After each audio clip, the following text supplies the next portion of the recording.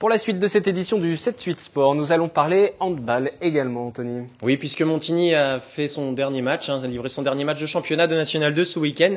Et nous allons dresser le bilan de cette saison, 5e place à la fin du championnat avec la capitaine Gabrielle Perloer. Bonsoir à vous. Bonsoir. Et vous êtes accompagnée de Fanny Jean-Baptiste, arrière et joueuse de l'AS Montigny Handball. Bonsoir à vous. Bonsoir. Est-ce que vous aimez le football? C'est la première question. C'était ma première question, exactement. Particulièrement. Non, alors vous serez intéressé par la petite séquence qui va suivre. Nous allons nous rendre à Paris à présent. Oui, puisque évidemment vous n'êtes pas sans savoir que le titre est revenu ce week-end, le titre de champion de France de football de Ligue 1 au Paris Saint-Germain, 19 ans. Et ça nous vous fait attendons sourire. ça, Wilfried.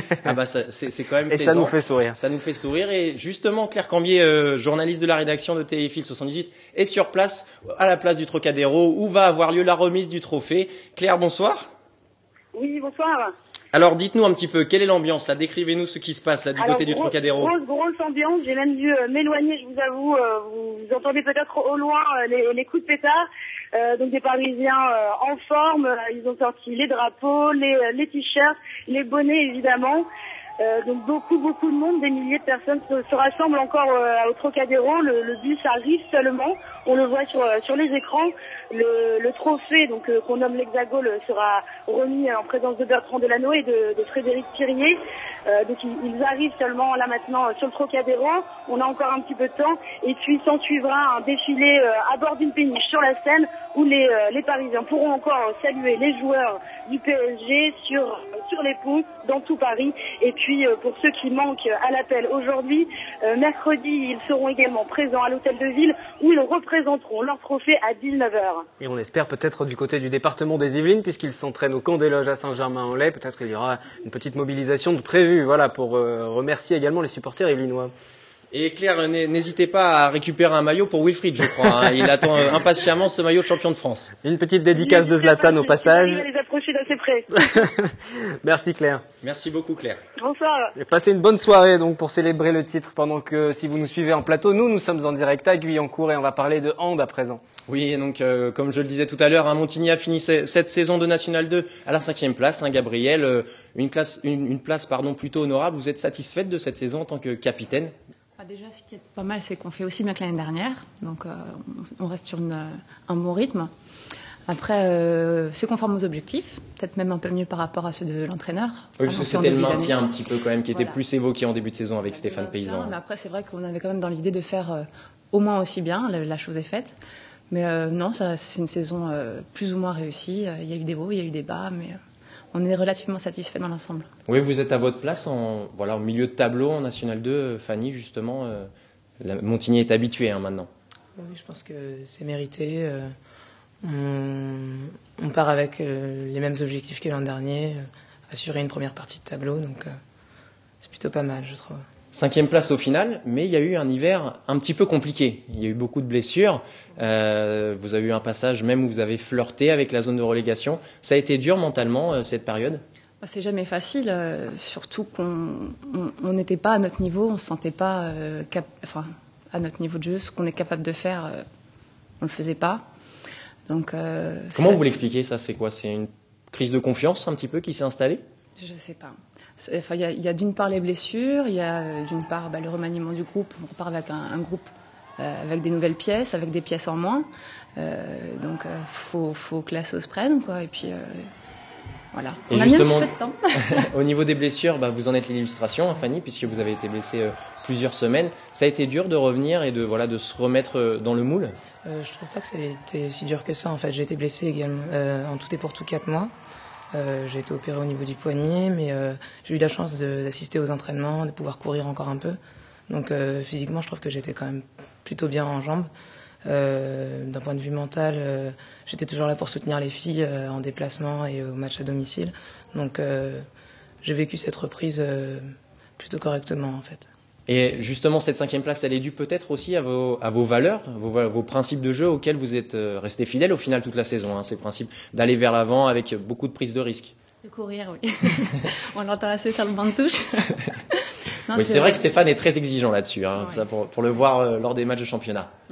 Non, c'est vrai qu'à partir du moment où on a mis notre savoir-faire en place, tout s'est bien passé, quoi. On a eu des victoires, des défaites aussi, mais c'était logique par rapport à l'adversaire qu'on rencontrait. Mais des fois, on n'avait pas à rougir de ce qu'on mettait en place, quoi. Là, vous nous dites que vous êtes à votre place en National 2. À aucun moment, vous n'avez envie d'aller en National 1, que ce club de Montigny retrouve sa place aussi en National 1 parce qu'il a évolué par le passé. L'année prochaine, ça ne serait pas impossible, dans le sens où il y a eu des remaniements des poules, des championnats. Donc on va se retrouver avec un championnat de National 2 un peu plus faible. Donc sachant qu'on fait partie des équipes de haut de tableau à l'heure actuelle et que les gros sont montés et qu'il n'y aura pas de descente de National 1 vers de National 2, effectivement il y aurait peut-être quelque chose à jouer. Mais après on est toujours dans le flou et dans l'incertitude par rapport au groupe de l'année prochaine. Donc, et puis l'idée c'est d'y rester ensuite peut-être aussi en National 1. Parce que voilà, le club par le passé, voilà, le club l'a fait l'ascenseur par le passé, donc c'est pour ça. Le club l'a fait, oui.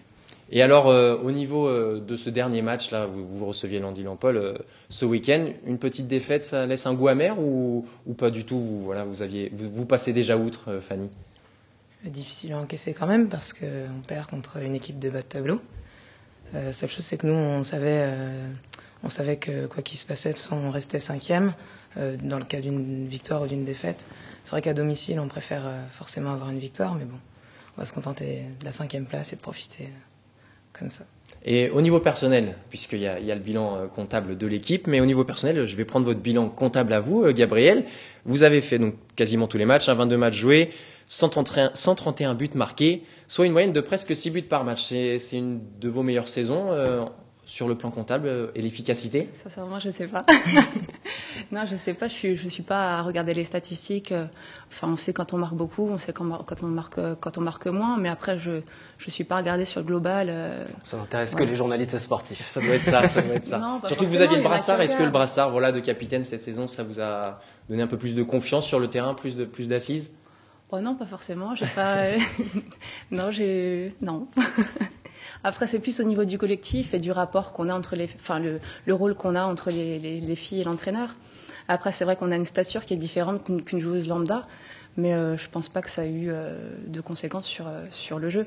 Après, c'est vrai que dans le vestiaire, faut savoir prendre la parole, faut savoir remotiver les filles quand on est dans le trou, et puis continuer à être au taquet quand on est bien. Et de votre côté, Fanny, malgré cette blessure, cette saison de 2012-2013, comment vous l'avez vécue? Je l'ai plutôt bien vécue, malgré la blessure. J'étais plutôt là pour motiver les troupes dans les tribunes et donner de la voix.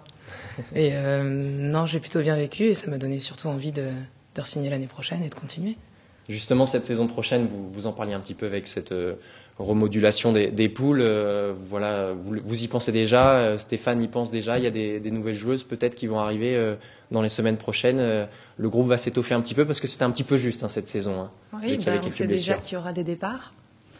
Et pour les arrivées, pour l'instant, c'est le gros point d'interrogation. Sachant que le club fonctionne toujours avec un budget très serré. Oui. Oui, il n'y a pas eu de révolution cette saison. Je ne pense pas, ou alors je ne suis pas au courant. Ce serait la bonne surprise pour terminer l'année. Peut-être. Donc oui, vous, pour l'instant, on reste dans le maintien National 2 l'année prochaine. Je pense que c'est ce qu'il y a de mieux à faire. Après, s'il y a une bonne surprise, il y a une bonne surprise, mais il ne faut pas non plus partir avec des gros objectifs sans savoir avec le collectif qu'on va avoir, quoi. Très bien, merci beaucoup à toutes les deux d'être venues ce soir sur le plateau de TV Fil. Et donc on suivra prochainement la préparation, puis la saison prochaine du côté de l'AS Montigny Handball. Merci beaucoup. On suivra les arrivées dans l'effectif. Merci à toutes les deux. On va parler d'un sport peut-être un peu méconnu. On va dire comme ça, hockey sur gazon. Vous ne le pratiquez pas d'ailleurs, je non, crois. Pas régulièrement. La semaine dernière, Saint-Germain-en-Laye. Tous les ans, pas celui-ci. Oui, exactement. La semaine dernière, Saint-Germain-en-Laye a accueilli la seconde phase de la World League de hockey sur gazon. L'équipe de France jouait à domicile pour tenter de décrocher son billet pour les demi-finales. Après une première victoire dans la douleur face à la Pologne, 4-2, les tricolores rencontraient le Portugal. L'occasion justement de découvrir cette discipline où les Bleus font partie des 20 meilleures nations mondiales. Reportage réalisé avec Claire Cambier. Prenez 2 équipes de 11 joueurs armés d'une crosse, un terrain de plus de 90 mètres de long et une balle, et vous avez un match de hockey sur gazon, mélangeant gestes de tennis, de football et de golf. Une fois que l'on a dit ça, la seconde phase de Coupe du Monde se déroulait cette semaine à Saint-Germain-en-Laye. Face aux faibles Portugais, le jeu tricolore manque d'impact physique et surtout de précision dans les tirs. L'attaque réalise un 0 sur 5 sur penalty corner et doit attendre le quart d'heure de jeu pour ouvrir le score. Le camp des loges respire un peu plus 4 minutes plus tard grâce à Mathieu Durchon. Au retour des vestiaires, bis repetita, Les Bleus évoluant à la maison semblent envahis par la pression, ratant souvent des passes faciles. Les pénalty corners s'enchaînent et l'artilleur Lucas Sevestre trouve enfin le chemin des filets à 2 reprises, 43e et 57e, 4-0. Les Bleus de France s'imposent finalement 6-0. Le score est flatteur, mais la manière n'y est pas. Je crois qu'on a essayé de jouer sérieusement, mais je sais pas, il n'y avait pas les liens qu'il fallait, il n'y avait pas l'envie qu'il fallait, donc oui, peut-être que finalement on a pris un peu au-dessus et ça pardonne pas. Et puis franchement, on est tombé sur une équipe portugaise qui s'est bien battue. Nous, on reste quand même déçus de la prestation générale. Si face au modeste Portugais, l'essentiel est préservé, les Bleus n'ont pas réalisé l'exploit face aux Belges, 2 jours plus tard en s'inclinant de justesse 3-2. Les joueurs de Stéphane Soyer devront attendre le 2 juin et le verdict de l'autre poule de World League, en Russie, pour espérer faire partie des 3 meilleurs deuxièmes et continuer leur chemin vers les Jeux Olympiques de Rio.